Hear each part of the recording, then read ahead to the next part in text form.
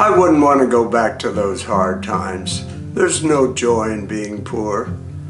The longer we were poor, the more difficult our lives became. I remember one Christmas, and maybe two, I didn't get a single present. This is a story from my life. It is about hard times, when so many had so little. I was born into the prosperity of Mechanicsburg in 1925. It came of age in the cold winds of the Great Depression of the 1930s. It is a story about a time that is no more. The town is still here, but great chunks of the Cumberland Valley with its pristine farmland has been sold to create strip malls, light industry, and four-lane highways. The big Slider farm is gone. The cornfield right beside our house, where I picked so many bags of turnips, was made into a new high school. The Flegels who lived on Maplewood Street are gone. The old red brick school building my great-grandfather built has been turned into condominiums. When the World's Fair took place in New York City, it was just too far and too expensive. I was disappointed that I could not go. But I did learn to find joy in simple things, in the sweet taste of my grandma's pumpkin pie, in hearing my dad's optimistic whistling as he came into the house after driving home for hours from New York City, where he worked so hard and earned so little, and listening to my mom's beautiful singing voice as she practiced her next church solo.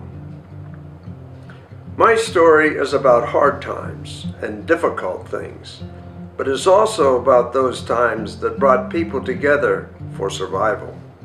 Though I never really knew the depth of the Depression, I learned to reach out to others by watching my mom and grandma as they shared what little they had with others less fortunate.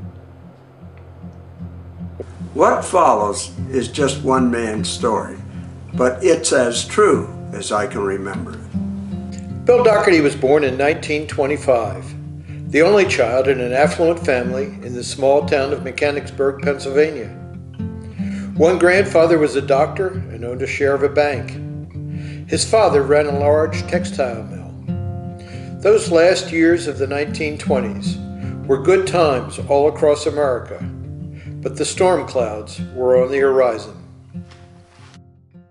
I think I can remember when I started to believe that the Depression was going to have an effect on me and our family. Heard my dad's car screech around the corner. He came to an abrupt stop. He walked into the dining room and said to my mom, "Dot, we have no money. We are bankrupt." And I didn't know what bankruptcy meant, but I certainly knew what we had no money meant. And then I thought, how could we not have any money? And I thought, I'm getting a little scared. When Bill's dad lost his job, the family moved nearby to his mom's parents' 3-bedroom house, where they were to live for 5 long years. His Aunt Helene had 1 bedroom, his parents had another, and young Bill had to sleep on a trundle bed at the foot of his grandparents' bed. These were the hard years.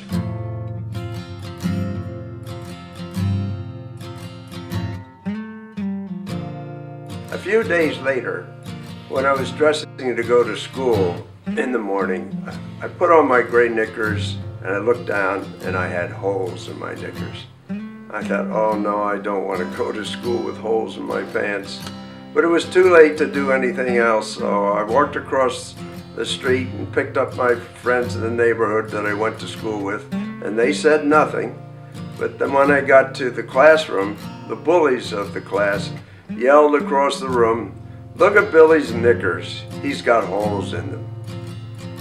So I thought, I have to do something about this. So when I went back home, I told my mom, and she said, "That's all right, don't worry, I'll put patches on it." The next morning I got up, put on my gray knickers, and I looked down, and she had brown patches on my gray knickers. And I thought, oh no.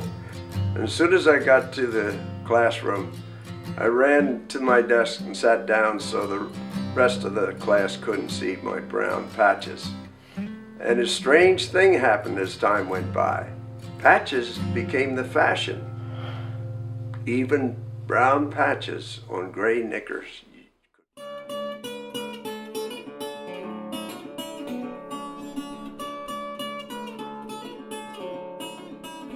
When I was 10 years old, I began to build things with a hammer and nails. A wooden plane, a box stool, a wooden bench. None of these things were very good. I just had the urge to build something. There were 5 plain wooden steps that went from the kitchen down to the landing that led to the back door of the house. On this particular day, I went down to the cellar and found an old hammer and some nails. Came up to the top wooden step at the kitchen and started to hammer nails into the step. I don't know why I decided to pound nails into my grandparents' kitchen steps, but I did. My grandma heard me hammering, came into the kitchen and said to my grandpa, "George, you think we should be letting Billy do that?" Grandpa said to her, "Kid, someday Billy will be gone, and when we look at those nails in the steps, we will remember Billy." I just kept pounding nails.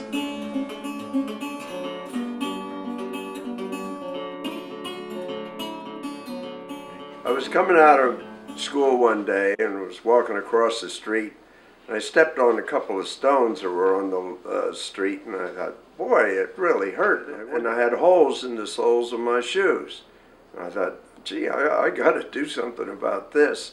I thought about the time that my friends and I were over at the town dump, which was a big limestone sinkhole. I spotted 2 leather baseball gloves.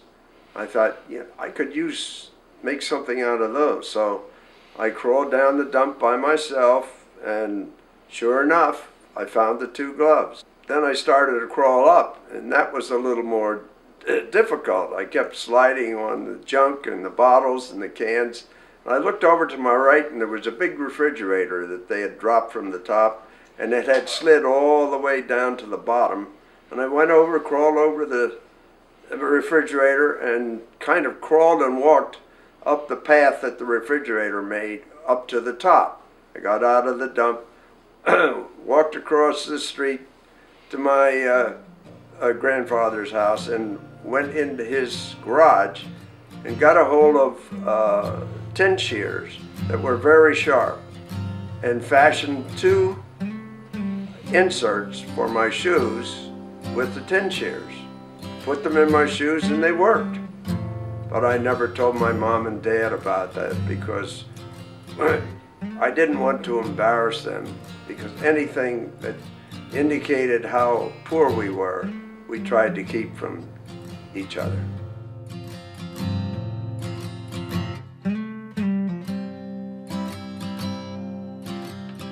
When Bill came home from school, he would first change out of his good school clothing into farm overalls and head down to the kitchen for a snack and whatever chores might await.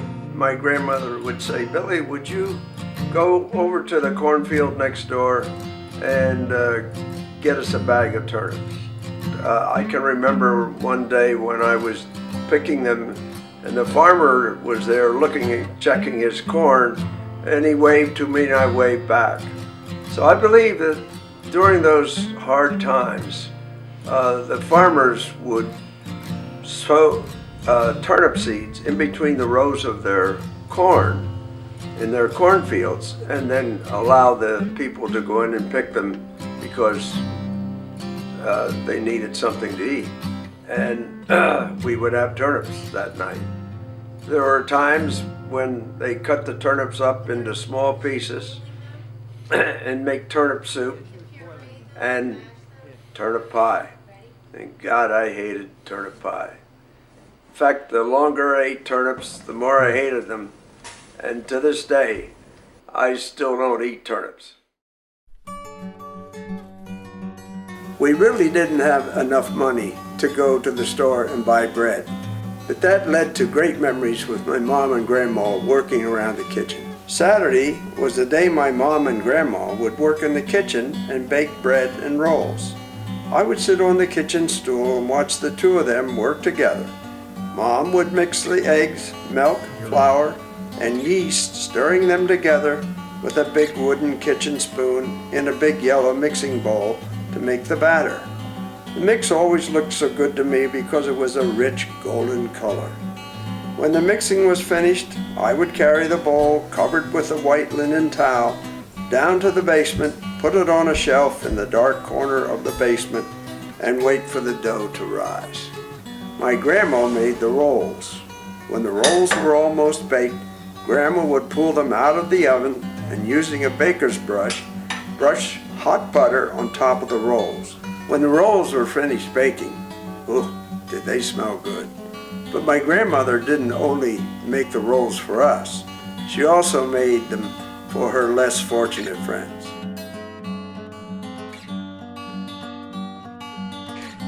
The family was poor, but there was enough food for sharing, and whenever they were able, Bill and his family reached outward to help the less fortunate.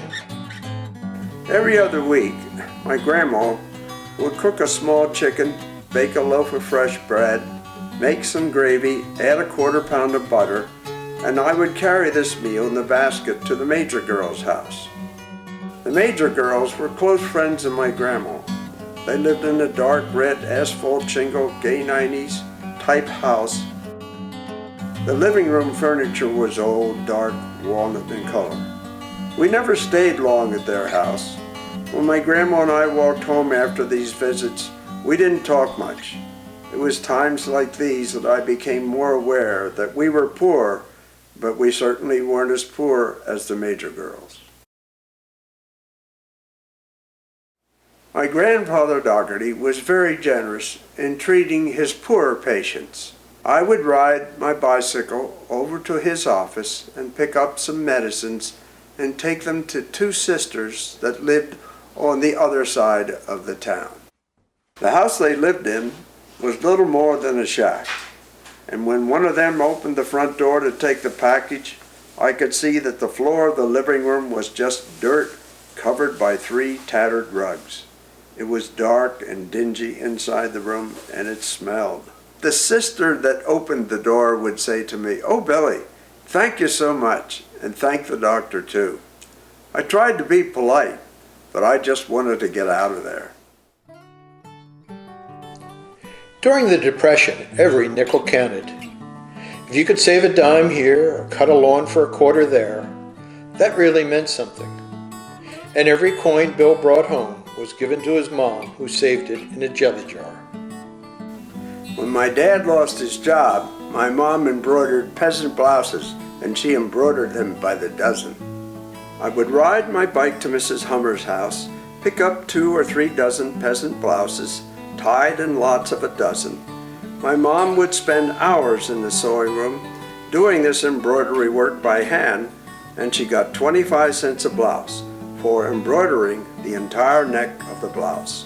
She was one of Mrs. Hummer's favorite seamstress because she could sew the design on the blouse even though the imprint was not there. My dad wasn't sitting idle either, because while my mom was embroidering all those peasant blouses, he went to New York City and got himself a sales job selling stockings.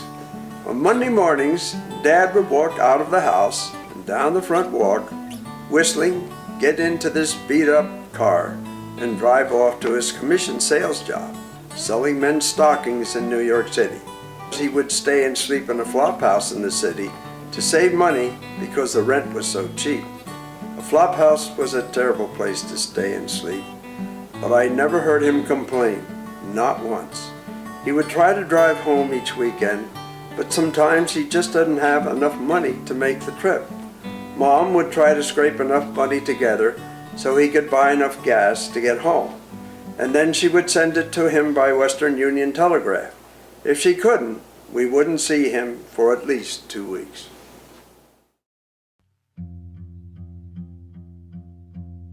Bill got into trapping after reading a Field and Stream magazine his grandfather had given him. He found out that he could get $2.50 for a muskrat pelt. He bought some traps at Ritter's hardware store and set out for nearby Trindle Springs. He brought his first muskrat into school to show his math teacher. So I said, Bogey, I got a muskrat. He said, my God, Bill, he said, pull him out of the bag and show the class. So I reached in the bag and grabbed a hold of the tail and pulled the rat out. And he looked at me, he said, my God, Bill, you got a water rat. And I looked out at the class and they were all solemn. They didn't laugh. And he said, that's all right, Bill. He said, you'll get one soon. A couple of days later, I got up early in the morning, and of course, when I got up, it was 5:30 in the morning, and it was dark. I went out to Trindle Springs, checked my three settings again, and two of the traps were not disturbed, but the third hole was completely covered with ground. So I knew that I had a muskrat in that trap. So I pulled and finally pulled the muskrat out of the hole, and he was a big one. And when I held him up in the trap, he tried to bite me, so I took my club, hit him over the head, and killed him.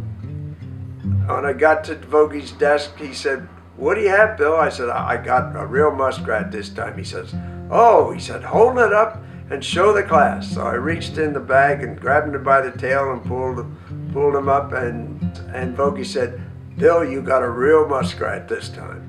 So during that winter, I worked with Wayne, my friend, and we caught probably 25 to 30 muskrats. And we usually got anywhere from $2.25 to $2.75 for a particular pelt. And I could remember taking about $6 or $7 home to my mom and giving it to her and hearing the change jingle in the jar that she kept the change in.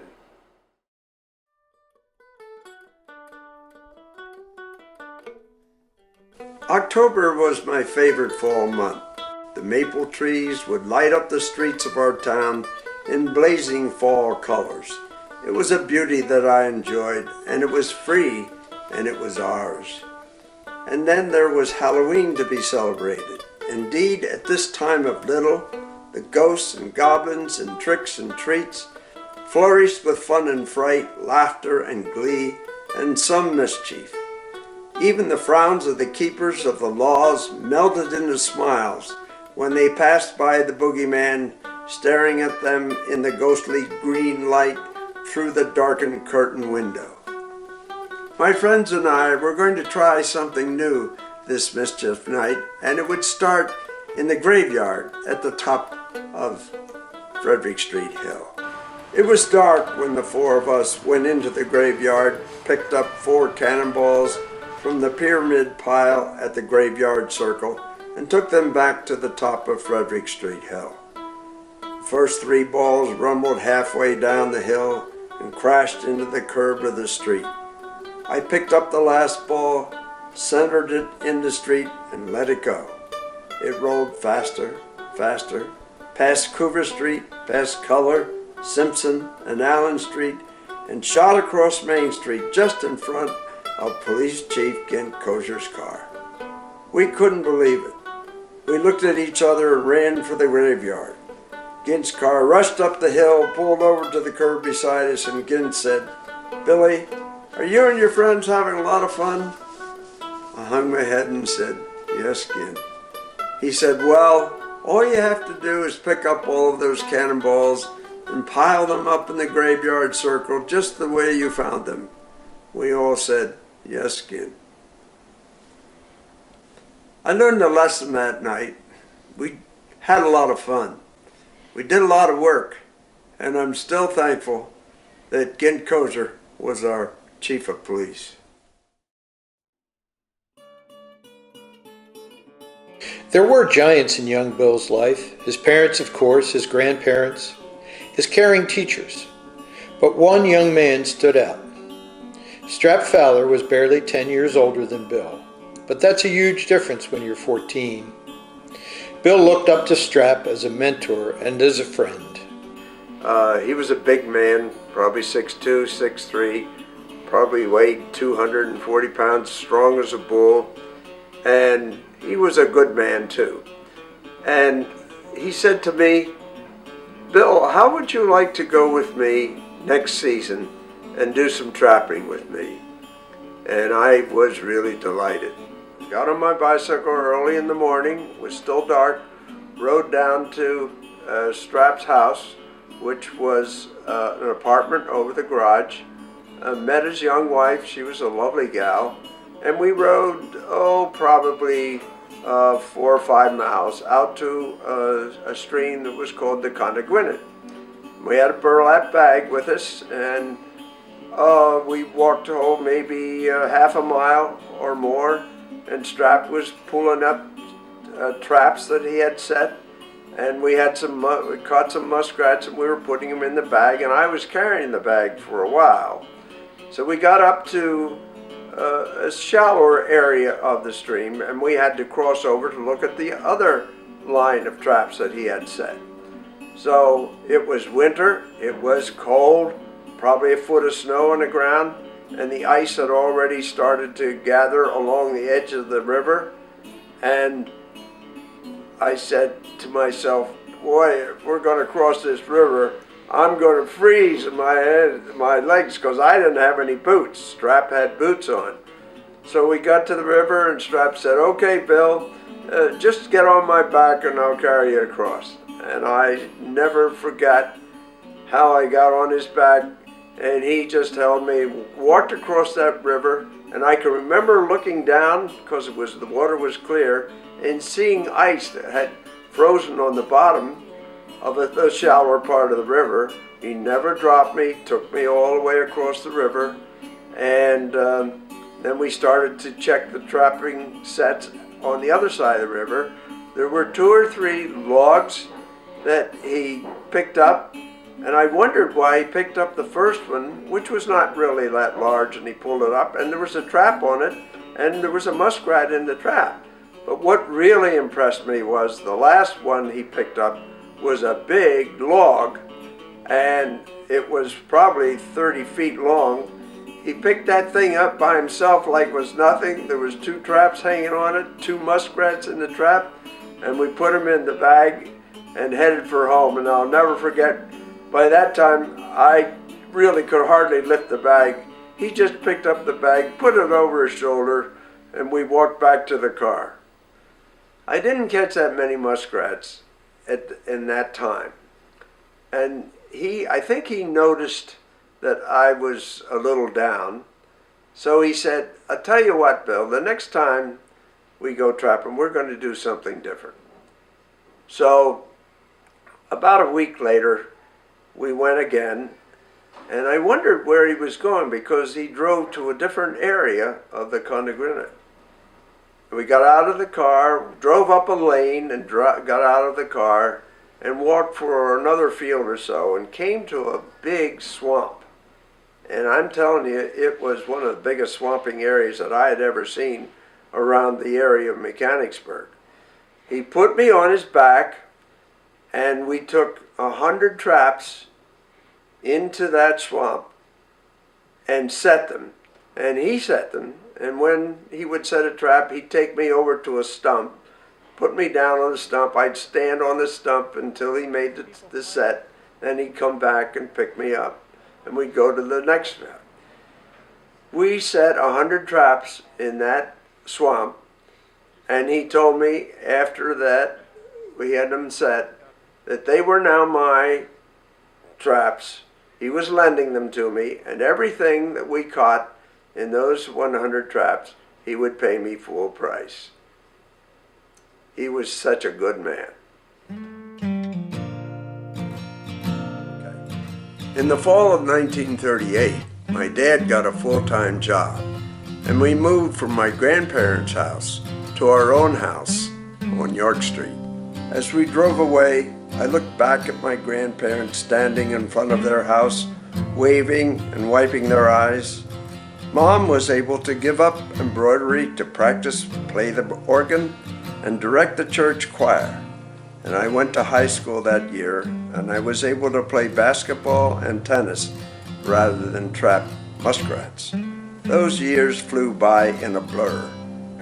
I graduated in June of 1943 and found myself a week later on a troop train going off to war. And I thought, would I survive this war? But that's another story.